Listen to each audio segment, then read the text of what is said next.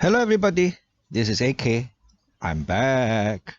So in response to the video I made yesterday, some people asked me a question, and actually this question is not new. I've been asked this question before in response to some of my past videos, and that is, why am I not interested in getting higher interest rates from some fintech companies, right? And there's one that someone asked me in particular that has to do with some confectionery.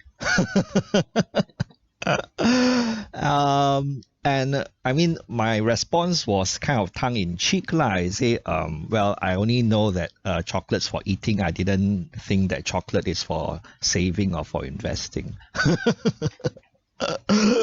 Okay, but my response wasn't directed at that confectionery fintech per se, it's really a response to the entire class, right? Of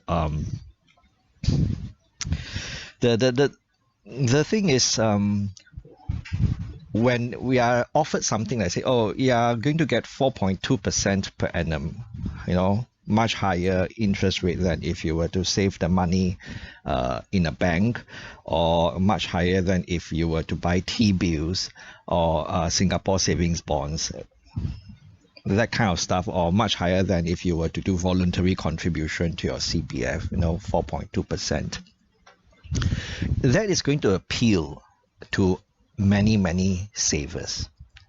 And the problem is, and this is a fact, right? This is not just something that I'm guessing, but this is a fact that most savers, right, are not savvy when it comes to this sort of things, right? They just look at the interest rate, say, oh, 4.2%, I should put money in there because I can get 4.2%, I'm quite happy, right? The thing is, they don't know what's the risk, right?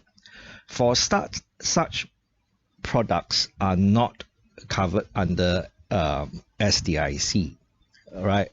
So they are not insured like your savings in the banks. They are safe. They are insured for the first $100,000 that you save with the banks. You put $100,000 in this kind of fintech companies, there's no insurance because it's not savings in the eyes of MAS. It is investment. It's an investment, right? So if it's an investment and you get 4.2%, then you have to think whether it's worthwhile, right? Because if you have your savings in the bank up to $100,000, it's risk-free. It's basically risk-free, because if anything goes to the bank goes kaput.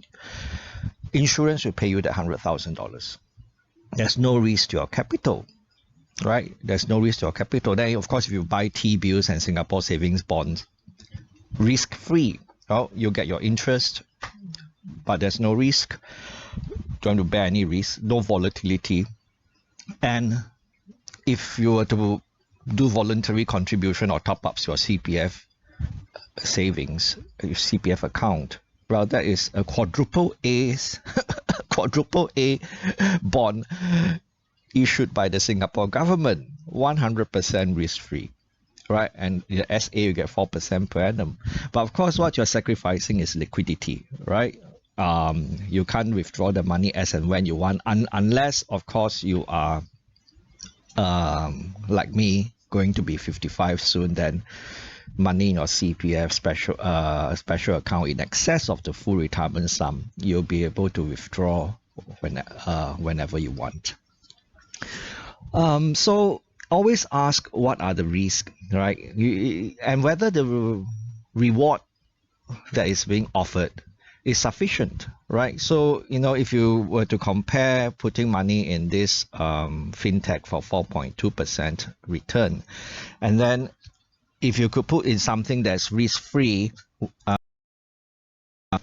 and that something that's risk-free is going to offer you like 3%, right? So the difference is only that 1.2%, right? And is it worth risking your money for that little bit of difference, right? So I mean, if if you really want to do something like this and you're quite happy with 4 point something percent, there are bond funds that can do that for you, right? There are bond funds that can do that for you, and you will own units in that bond fund, and you will get your coupons. And if interest rates should continue to go down, the bond fund unit price should theoretically go up, and you might get some capital appreciation at the same time.